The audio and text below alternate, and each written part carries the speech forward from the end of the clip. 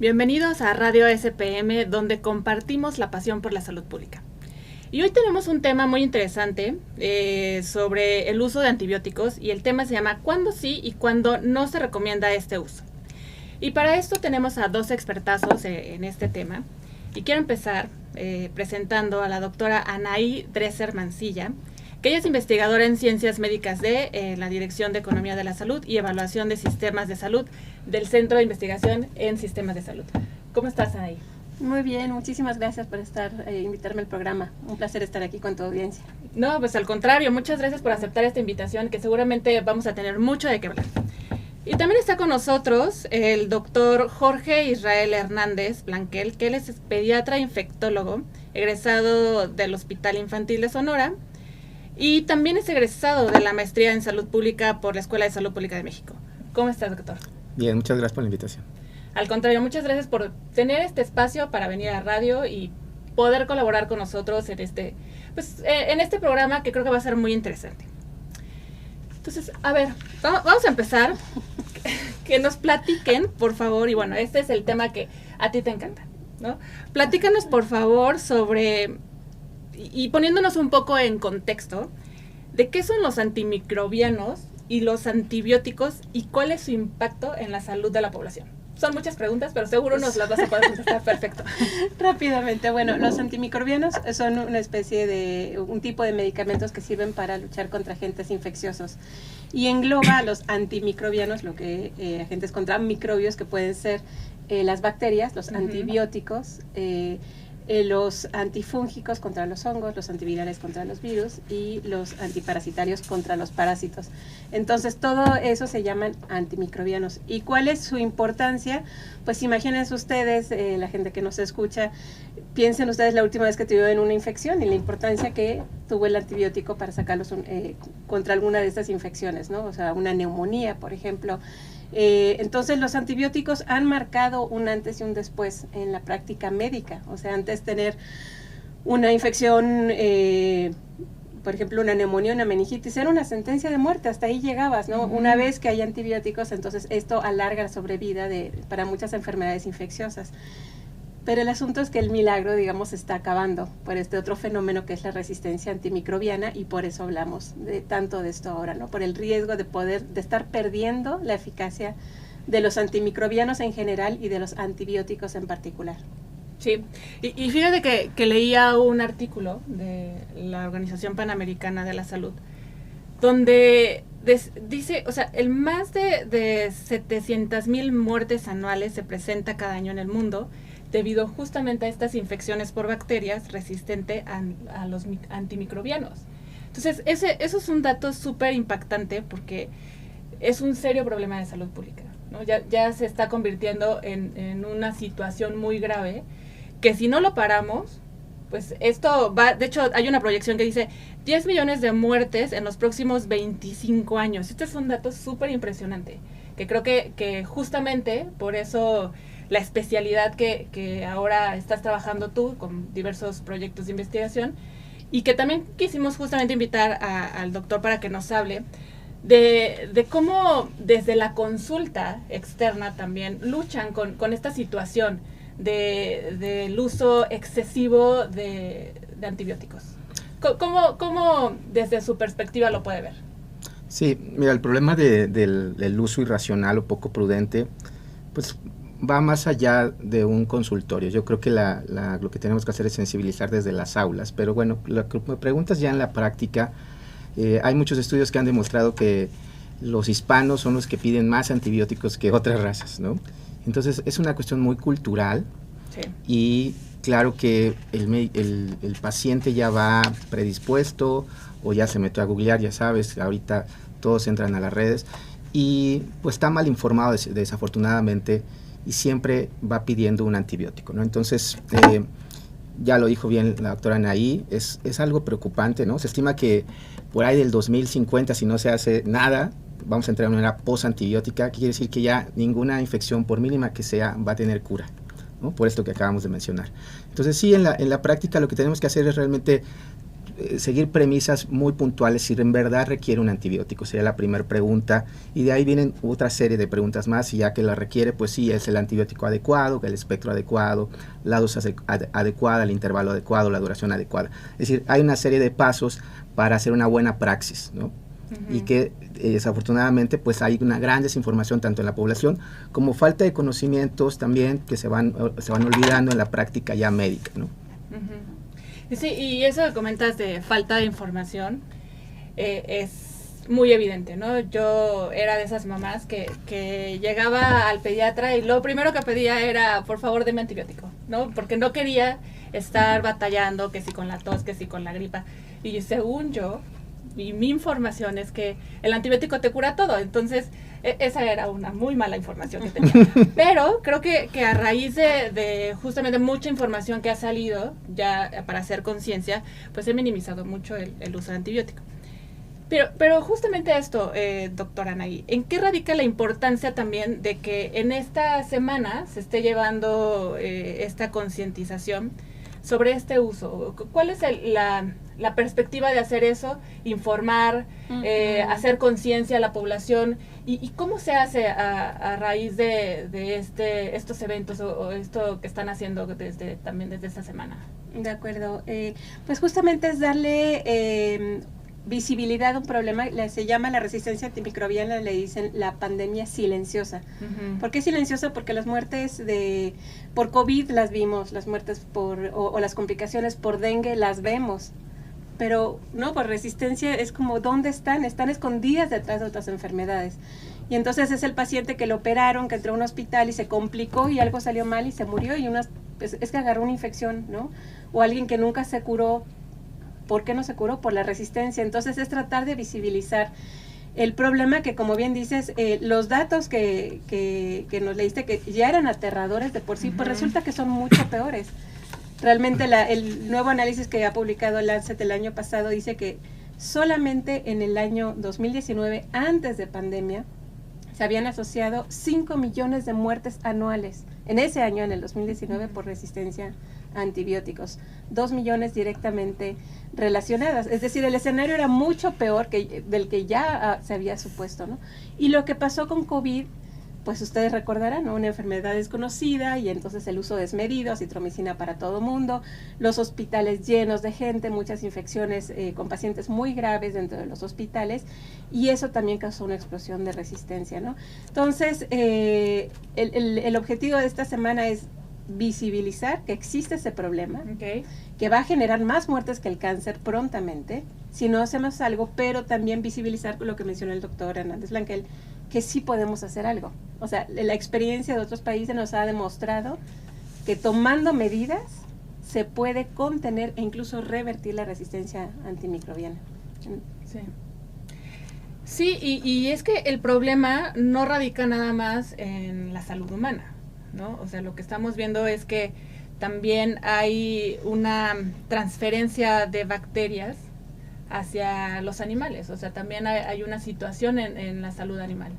Y uno de justamente los factores es el contacto de alimentos contaminados de animales y que se consumen en los humanos. Y bueno, esto ha sido una cadena de riesgo, y esto ha aumentado también uso excesivo en los antibióticos, ¿no? Correcto. Y desde su experiencia, doctor, ¿cómo ustedes han hecho para sensibilizar a los padres y madres en el uso adecuado de los antibióticos? Un poco con la experiencia que yo les comentaba, de que cuando no me daban antibiótico, o sea, yo pedía el antibiótico, porque para mí era importante, pero ¿cómo han hecho también ustedes para sensibilizar y bajar esa incluso exigencia en los padres y concientizar? Sí, bueno, creo que la lucha de manera individual y colectiva se tiene que hacer todo el tiempo, ¿no? Si hablamos en el escenario de un consultorio privado, tienes que dedicarle tiempo para poder explicarle a una persona que seguramente desconoce todo el tema, que no requiere el antibiótico, ¿no? Que lo más probable es una infección viral, como tú bien dices, los niños pequeñitos, menores de 2 años, sabemos que el 90% de las infecciones de vía respiratoria, gastrointestinal van a ser de origen viral y que por lo tanto no va a requerir un antibiótico.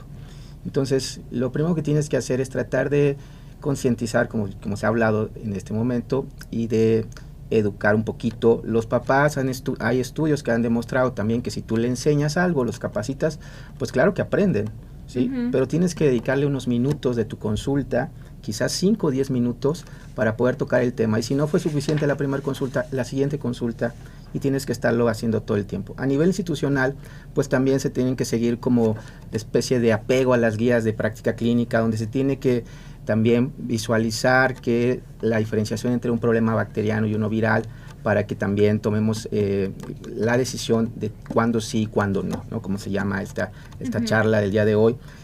Pero estos ya a nivel institucional pues son guías que se tienen que también actualizar en el país y que tenemos que estar diciendo aquí están, ahora hay que seguirlas, ¿no? Tener apego, y las guías se tienen que también pues adaptar al medio, ¿no? No podemos copiar y pegar una guía de Finlandia cuando no tenemos un sistema de salud como Finlandia. Entonces tenemos que ser muy conscientes de hasta dónde podemos llegar, pero lo que sí es siempre la capacitación, la educación y la concientización. Sí, y uno de los temas también que se ha hecho aquí en el instituto y también desde tu área, en colaboración con otras, pero ha sido la divulgación de este tema, ¿no? Y recuerdo muy bien que hace varios años colaboramos en una estrategia de comunicación y divulgación donde se hizo, pues, varios tópicos, pero uno de ellos es el tema de este concurso de memes. Y fue súper divertido y fue, creo que ahí me quedó muy claro mucho del tema de el tema del uso de antibióticos. Entonces, ese es una vertiente que ustedes podrían seguir usando, ¿no? El tema de la difusión y la divulgación del conocimiento para abarcar una mayor población. Entonces, lo han seguido haciendo, cómo han aterrizado este tema en otras poblaciones, no precisamente como lo hicimos la vez pasada, que era una población más como de jóvenes estudiantes que pues conocen muy bien el tema de los memes, pero ¿lo han hecho en otras poblaciones, esta difusión del conocimiento del uso ¿Desde el instituto? ¿Desde el instituto o desde cualquier otro lado que haya trabajado? Muy bien. Bueno, creo que has tocado un punto fundamental, que es la comunicación, y por eso se llama la semana de concienciación, de hacer conciencia. Y hay como dos tipos de trabajo. Uno es la concienciación a nivel, ¿no?, del consultorio 1 a 1, y otra cosa son los mensajes que se pueden pasar a nivel poblacional. Y creo que cada año vamos variando un poco los esfuerzos, ¿no? En ese entonces teníamos un grupo de estudiantes aquí de la Escuela de Salud Pública de México muy entusiastas, ¿no? Entonces organizamos un evento entre alumnos, el concurso de memes, el concurso de infografías, y además los jóvenes pues son muy buenos en las redes sociales, ¿no? Y ahora incluso hay ¿cómo se llaman esta gente de Facebook? Que hace unos memes buenísimos, ¿no? Sobre uso de antibióticos. Entonces a veces luego como burlón pesadón, pero que sí te hace reflexionar. Entonces creo que sí tenemos que adaptar la comunicación a cómo le llega a los diferentes públicos. Entonces no le llegas igual a la mamá, a la abuelita que es preocupada por el niño, que como le llegas a los jóvenes, pero es importante abarcar todos los ámbitos, ¿no? Entonces en este año no hemos hecho eso, más bien hemos estado trabajando aquí con el doctor Blanquel y muchos colegas de hospitales de México, y más bien estamos trabajando en el tema de programas de optimización de uso de antibióticos en hospitales. Entonces ahora estamos trabajando más haciendo conciencia dentro de los hospitales, que es necesario tener programas, como dice el doctor Blanquel, que se esté vigilando el cumplimiento de las guías clínicas, que se esté vigilando cómo se está consumiendo antibióticos, que se estén vigilando los resultados de estos programas, ¿no? Entonces nuestros esfuerzos este año en particular han sido por ahí, ¿no? Con la Organización Panamericana de la Salud estamos teniendo esta colaboración. Pero mucho trabajo hay otras organizaciones de la sociedad civil que trabajan con escuelas primarias, ¿no? Tratando de empezar. Los niños son esponjitas, siempre lo decimos, y esos niños en su momento van a ser pacientes o van a ser padres y madres, y entonces ellos van a saber que, como dice el doctor Blanquel, la mayor parte de las infecciones son causadas por virus, y a veces ni siquiera son virus, son alergias. Pero el niño tiene moco y entonces hay que darle antibiótico, ¿no? Pero los niños van aprendiendo esto, y es sorprendente cómo ya los niños ya pueden entender ese concepto no le voy a dar, es como virus y bacterias, es como tratar de pescar con una caña de pescar, atrapar pájaros. No, o sea, nunca vas a matar una bacteria, un virus con un antibiótico, ¿no? Entonces, Claro. este tipo de ejemplos se pueden dar a los niños y van aprendiendo. Okay. Y también, eso sí que lo dejamos para la siguiente parte, el control de infecciones, ¿no? Hay dos maneras importantes de luchar contra la resistencia. Una de ellas es utilizar bien los antibióticos de manera justificada cuando es necesario y de la manera como debe ser. Y la otra es prevenir las enfermedades infecciosas. O sea, al prevenir enfermedades infecciosas nos arriesgamos menos a que nos prescriban antibióticos, ¿no? Entonces, son cosas que se pueden trabajar muy bien con el público infantil también y con los jóvenes. Claro. Y doctor, en esta parte que comenta la doctora Anaí de esas estrategias de vigilar que se cumplan estas guías, desde el hospital donde usted trabaja, ¿cómo le están haciendo para justamente hacer esta vigilancia y detener este uso o mal uso de los antibióticos? Sí, pues mira, tenemos varias como estrategias. Uno de quizás muy puntual sería la profilaxis prequirúrgica, quiere decir que hay que dar un antibiótico antes de que alguien entre en una cirugía, y habitualmente debe ser una sola dosis, 1 hora antes, y se acabó, ¿no? Entonces hemos tratado de que esto se haga cuando en realidad tú te das cuenta que a nivel nacional o internacional no se lleva tan bien como debería ser, ¿no? Esta es una de las principales como piedras angulares en esto que comentó muy bien la doctora Anaí, de estrategias puntuales, ¿no? Entonces, sí tratamos de tener nuestras propias guías. Tenemos esta guía que te acabo de decir, de profilaxis prequirúrgica, así se llama, y tenemos otras más porque cada servicio debe tener como una especie de protocolos o algoritmos o pathways para poder guiarse cómo va el caminito, ¿no? Y tenemos pues un servicio de infectología que estamos teniendo todo el tiempo control o restricción sobre antibióticos de amplio espectro. Entonces, desafortunadamente es mucha carga de trabajo, pero eso nos ha dado un poquito más de control para que no se indique, no se prescriban antibióticos de amplio espectro de manera innecesaria. Y justamente el amplio espectro quiere decir que en vez de que si ahorita viniera aquí una cucaracha, en vez de yo agarrar y darle un pisotón, sacara una metralleta, ¿no? Entonces, eso es una analogía muy, muy común de entender, que quiere decir que no ocupes antibióticos de mucha carga para algo tan pequeño, ¿no? Okay. Entonces, eso tiene un buen control porque genera menos resistencia antimicrobiana. Y lo que decía la doctora Anaí es muy cierto, los que ya estamos en un medio hospitalario lo podemos ver. O sea, la mayoría de las personas que desafortunadamente entran en una terapia intensiva, llámale pediátrica, neonatal o de adultos, el desenlace no es generalmente por lo que entraron.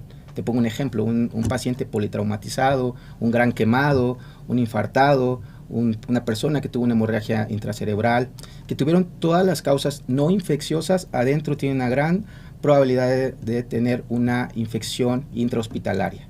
Y dentro de esas infecciones hospitalarias, la gran mayoría pueden ser por bacterias resistentes a más de un grupo de antibióticos que se llaman multidrogo resistentes. Y entonces la batería de los antibióticos que tenemos pues se reduce y ya no tenemos mucho con qué actuar. Y eso fue porque antes ya se utilizaron previamente muchos antibióticos, ¿no? Claro. Entonces, y bien lo decían ahí también en muchas charlas, porque yo la escucho en todos lados que va, existe la paradoja del antibiótico, y eso es muy, muy fácil de entender. Las bacterias traen intrínsecamente resistencia a los antibióticos. Aunque lo des de la mejor manera, va a tener ahí en su material genético una información que la va a hacer resistente al antibiótico. Y entonces ya mataste todas las que sí tenías que matarlas, que son sensibles, pero sobrevivieron las resistentes. Y esas van a tener toda la libertad para poderse reproducirse más y más y más. Claro, pero hay un punto importante aquí, que es justamente esa prescripción que hacen los profesionales de la salud.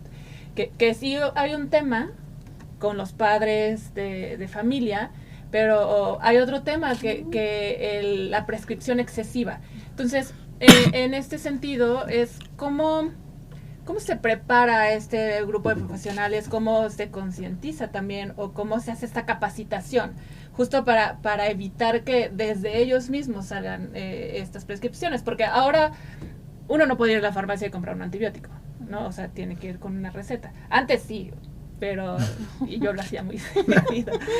Antes de H1N1 podías hacer. Pero ahora ya no. Entonces, hay un profesional de la salud que está haciendo esta prescripción excesiva. Entonces, ¿cómo también se trabaja con ellos?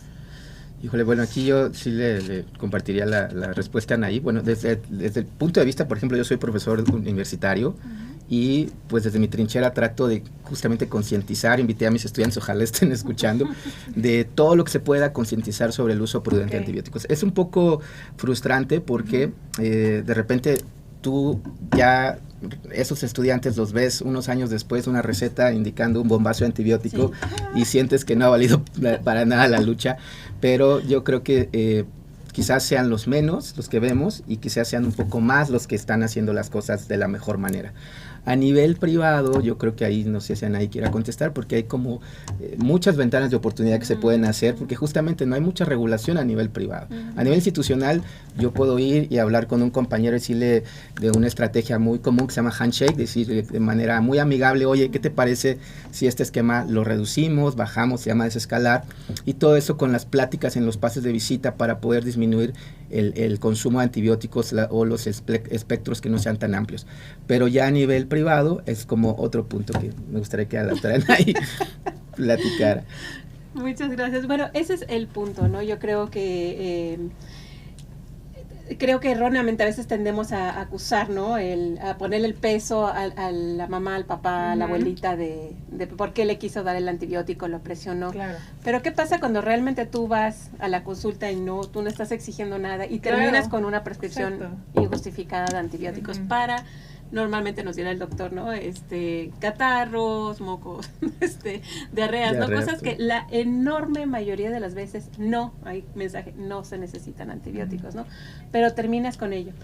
¿Qué hacer con esto, no? Entonces, justamente ese es lo que estamos trabajando, los programas de optimización de uso de antimicrobianos, que es empezar a generar esta conciencia, y lo que dice el doctor, en las instituciones puedes hacer desde una medida como restrictiva, pero también optimización de así amable, de cafecito, de handshake, de darle la mano, donde tú puedes mostrarle la evidencia científica al médico, mire, esto es lo que hay, no es necesario este antibiótico porque mira, aquí tenemos esto, y se logran, y está súper publicado, se pueden hacer estos cambios. Ahora, en el sector público, si pienso yo en algunos consultorios de farmacias, incluso el consultorio, es mucho más difícil.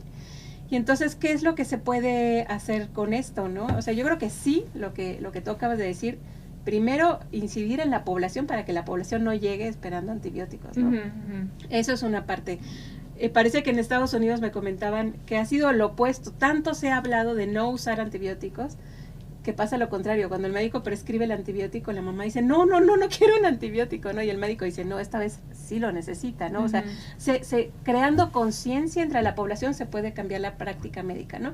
Pero también hay que vigilar la práctica médica, y hay opciones obviamente educativas. Regular el sector privado es un tema, y es un vacío. ¿Quién va a estar vigilando cómo prescribe un médico de las farmacias? Que además tienen algunas veces incentivos. Justo ese incentivos de ventas, que lo hemos documentado, ¿no? Investigaciones del instituto han documentado cómo sí existe esa presión de ventas, ¿no? Entonces, esos son temas regulatorios que bueno, no escapan a la población en general, pero deben abordarse. Y lo otro que se ha probado con mucho éxito son estas intervenciones basadas, le llaman en economía del comportamiento, que es darte empujoncitos para que tú tomes medidas distintas. Por ejemplo, en Europa, en Estados Unidos, cuando tú estás en la sala de espera, ponen unos carteles grandes en la sala de espera que dicen, en este consultorio, un consultorio, ¿no? Estamos comprometidos a darle la mejor atención. Y darle la mejor atención muchas veces significa no darle antibióticos injustificadamente. Firmado, doctor Blankel. Y entonces, cuando el paciente está en la sala de espera, ya dice, caray, una buena atención, puede ser que no me den antibióticos cuando esté injustificado. Y como está firmado por el médico ya no tan fácil da una prescripción, porque le hizo un compromiso público diciendo, yo no voy a dar antibióticos de manera injustificada. Entonces, este tipo de intervenciones funcionan bien en los consultorios, ya no en hospitales, no en consultorios de consulta externa y demás, ¿no? Entonces, hay toda una batería de acciones que hay que hacer, pero bueno, hay que hacerlo. Sí. Sí, es importante, y justo mi tema también era esto con los consultorios de farmacias, que muchas veces sí se ha documentado, ¿no? Que hay estos incentivos. Entonces, pues, es regular, como bien dices, esta parte. Y bueno, pues ya como para ir cerrando este tema, ¿cómo visualiza, doctor, pues este uso o este mal uso en la población en México especialmente y en el mundo? ¿Cómo actualmente usted lo visualiza? ¿Cómo podría hacer mejores estrategias desde las políticas públicas para detener esto y no llegar a las estadísticas que están pues ya escritas por la Organización Panamericana de la Salud? Sí, bueno, mira, las estrategias las podemos dividir a nivel institucional, que es a través de los programas de optimización de antibióticos, los famosos PROA, que ya, bueno, México pues está poco a poco mucho más empapado el tema, y quiero aquí resaltarlo porque Anaí ha formado parte, ha sido parte de todo este gran transformación, ha liderado a nivel nacional con otros investigadores más, que muchos estamos en un chat enorme de hospitales a nivel nacional, y que gracias a los incentivos y a la buena guía de ellos, pues hemos tratado de mejorar a nivel institucional, ¿no? Entonces eso sí se lo debemos a Anaí, y al doctor Gabriel y a muchos otros personajes. Y eso es, creo que respondiendo a tu pregunta. Lo otro, pues se tiene que hacer en el consultorio. Hay una cosa que no se escucha en el término de huella de carbono, como lo que deja a una persona que contamina, ¿no? Y hay también una gran paradoja, porque las celebridades de repente quieren como querer al planeta, ¿no? Se hacen como muy ecologistas. Sin embargo, una celebridad puede volar no sé cuántas veces al año en un jet privado y deja una gran huella de carbono, en realidad. Entonces, imagínate cuál sería la huella de resistencia que puede dejar un médico que prescribe mal, porque nosotros en la práctica clínica podemos trabajar 30, 40 años sin problema, ¿no? Hablando de los clínicos, a lo mejor el quirúrgico ya le tiembla más la mano, pero imagínate que ese médico no ha sido concientizado y puede estar 30 años recetando para una faringitis viral penicilina, cefixima, etcétera, ¿no? Entonces, es un grave problema. La falta de regulación a través de la medicina privada y estas farmacias, ¿no? que ya mencionamos. Entonces, creo que lo que más, como no vamos a tener el acceso a tanto médico privado, pues son estos programas, ¿no? De estarle diciendo a la gente, a la población general, ten cuidado, aunque te lo receten, pues fíjate si realmente tu hijo está con los criterios que hemos hablado. Si es un niño pequeñito que no tiene más que un moquito, el color del moco no tiene nada que ver con la infección, si es verde, amarillo o púrpura, no pasa nada, de verdad que no tiene que ver nada, ¿sí? Okay. Si evolucionó de blanco a amarillo, no pasa nada, y eso ya sería otro tema. Yo siempre supe que el moco era indicativo de infección. Sí, mientras más verde, más malo, ¿no? Sí. Pero no es así. Podríamos hablar de mitos, ¿no? Y verdades alrededor de las infecciones, que sería otro tema. Pero bueno, el chiste es que creo que la mayor estrategia es la educación a la población, y por eso creo que es muy valioso este tipo de programas que se hagan, porque creo que sí llegan a gran parte de la población. Claro, pues muy bien, doctora Anaí, igual para ir cerrando este tema, hay una gran ya línea de investigación y muchos proyectos desde el Instituto Nacional de Salud Pública. Para quienes estén interesados en seguir abonando a este tema, incluso investigando o trabajando, ya sea como alumnos, como investigadores, ¿cómo le pueden hacer? ¿Cómo te pueden contactar? ¿Cómo pueden empezar a hacer investigación sobre esto? Muchas gracias. Bueno, pues hay muchos programas, ustedes han hablado de ellos en los programas, ¿no? Hay maestrías, doctorados en enfermedades infecciosas, pero también hay en salud pública, en sistemas de salud, y hay que entender que este es un tema que le puedes entrar de muchas maneras, ¿no? Hemos tenido alumnos de epidemiología que hacen estudios de farmacoepidemiología muy bonitos, ¿no? De que son las tendencias del uso de antimicrobianos en un hospital, ¿no? Entonces, eso puede ser alumnos de sistemas de salud o de administración y sistemas de salud, justamente para ver cómo podría funcionar un programa para mejorar el uso de antibióticos en algún lugar, ¿no? Entonces, yo creo que depende de qué es lo que les guste, pueden entrar de diferentes maneras. Y creo que hacer investigación, se ha dedicado mucho tiempo, y el instituto ha sido pionero en la investigación de resistencia antimicrobiana, ¿no? Los colegas del CISEI, en documentar la extensión de los genes involucrados en la resistencia antimicrobiana. Y ahora la tendencia es, bueno, obviamente seguir con esto es súper importante, pero también pasar de la problemática, le llamamos, a la solucionática, hacer la investigación operativa. ¿Qué hacemos con esto? O sea, si ya documentamos que tenemos un problema, que el uso y que la resistencia está tremenda en el mundo y en México en particular, ¿no? Que tenemos antibióticos, pues bueno, infecciones de vías urinarias que ya no podemos tratar. Antes, ¿te acuerdas, no? Trimethoprim, supongo que se acuerdan, ampicilina, que hace años ya no, y pasamos al siguiente nivel, cefalosporinas de tercera generación, fluorquinolonas, y resulta que tampoco. Entonces, ¿qué sigue? Pues sigue que ya no queda nada, ¿no? Entonces, ahora la investigación es, ¿qué hacemos para contrarrestar esto, no? Entonces, yo creo que sí es un buen llamado el que haces, el involucrar a los alumnos en soluciones. Tenemos el problema encima, en pensar en maneras innovadoras, desde el laboratorio, desde las farmacias, ¿no? Los profesionales farmacéuticos, que también tenemos muchos en la escuela. ¿Qué podemos hacer desde la farmacia? ¿Qué podemos hacer desde enfermería? ¿Qué podemos hacer desde medicina? ¿Qué podemos hacer desde promoción de la salud? Desde economía, desde sociología, de tantas disciplinas para abordar este problema. Okay. Pues muy bien, creo que ese es un tema importante que comentas para quienes también, como decíamos, no quieren abordar este tema de una perspectiva de la investigación. Y bueno, pues estamos ya ahora sí por concluir, y si nos quieren decir en 2 minutos un mensaje de cierre, y si nos quieren hablar de pues algún mito que ya con los mitos al doctor, son súper importantes, que ya comentamos. Bueno, lo del moco fue súper importante, las duraciones, ajá, o sea, sí. Mitos y realidades. Claro, bueno, rapidísimo. Cuando tú tienes un paciente frente a ti, tienes que tener en cuenta si es el grupo etario, si es un niño preescolar, si es un lactante, si es un adolescente, etcétera, y el tipo de clínica que tiene. Otro de los mitos es que la fiebre es sinónimo de infección bacteriana. Los virus pueden dar fiebres incluso altas. Estamos pasando por un terrible brote de dengue que sabemos que da fiebres 40 grados. Entonces, que se cambie ese chip, ¿no?, poblacional, decir, bueno, fiebre es sine qua non de antibiótico, exacto, porque es infección bacteriana. Moco verde, sine qua non de antibiótico. Y así hay una larga lista, ¿no?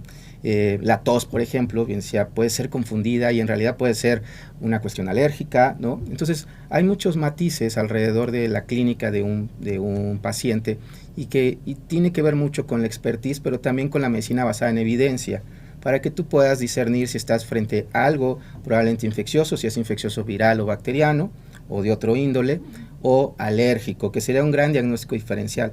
Los niños que en verdad tienen un problema de defensas son niños que han tenido internamientos, que han estado en una terapia intensiva, tuvieron ya una neumonía, etcétera.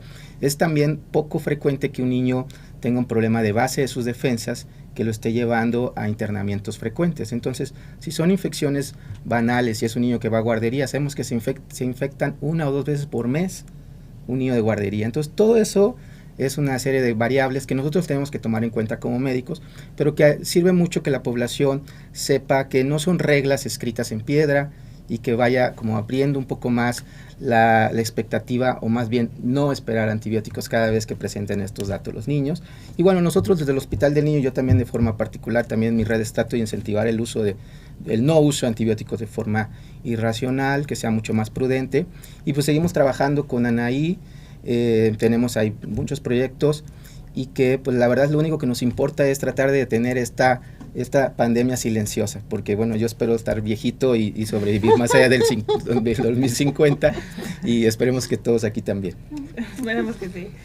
Muchísimas gracias, doctor Jorge Hernández Blanquel, y además orgullosamente egresado de la Escuela de Salud Pública de México.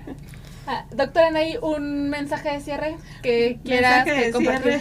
Bueno, mitos que se quedó por ahí en el aire, pero creo que es importante retomarlo.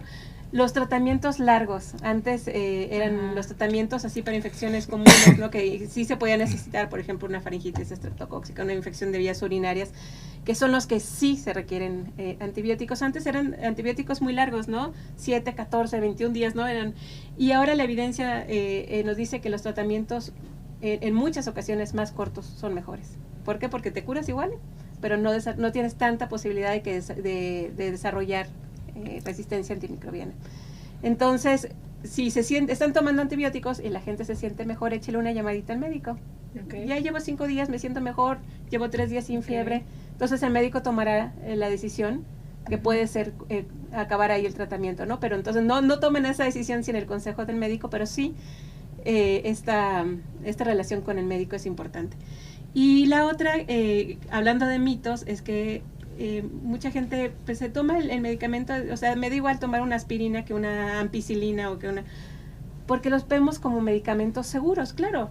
Todos los medicamentos tienen un balance de riesgo y de beneficio, pero muchas veces no vemos el peligro de los antibióticos. Los antibióticos salvan vidas, pero los antibióticos también pueden causar reacciones adversas desde muy leves, desde un rash, ¿no? Diarreas hasta muy complicadas, especialmente reacciones alérgicas. Y en los niños pequeños, el número 1 de casos de hospitalizaciones por reacciones adversas son antibióticos. Entonces, creo que ese es un gran mito, ¿no? Ay, no sé, el médico, no sé si es una infección viral o bacteriana, pero por si acaso le voy a dar el antibiótico. Ese por si acaso puede terminar mal, ¿no? Claro. Entonces, los antibióticos solo cuando se necesiten, por el tiempo que se necesitan, y el antibiótico, no todos son iguales, ¿no? O sea, nos puede decir el doctor, ¿no? Hay antibióticos específicos para cada tipo de bacteria. Entonces, yo creo que esos son como... hablando para cerrar, antibióticos, cuándo sí, cuándo no. Sí, no, y eso de por si acaso es la frase típica. Entonces yo por si acaso tomo un antihipertensivo por si se te sube la presión, pues no lo hacemos, ¿verdad? Entonces, ¿para qué hacerlo con antibióticos? Claro, pues sí, muy buen mensaje. Pues muchísimas gracias también, doctora Anaí Dresser, investigadora en Ciencias Médicas del Instituto Nacional de Salud Pública. Muchas gracias a todos por acompañarnos en este tema que creo que fue súper importante. A mí me quedó muy claro el cuándo sí y cuándo no. Espero que a todos ustedes también y nos vemos en la próxima. Gracias por acompañarnos. Gracias doctor. Gracias. Hasta luego, nos vemos pronto. Súper.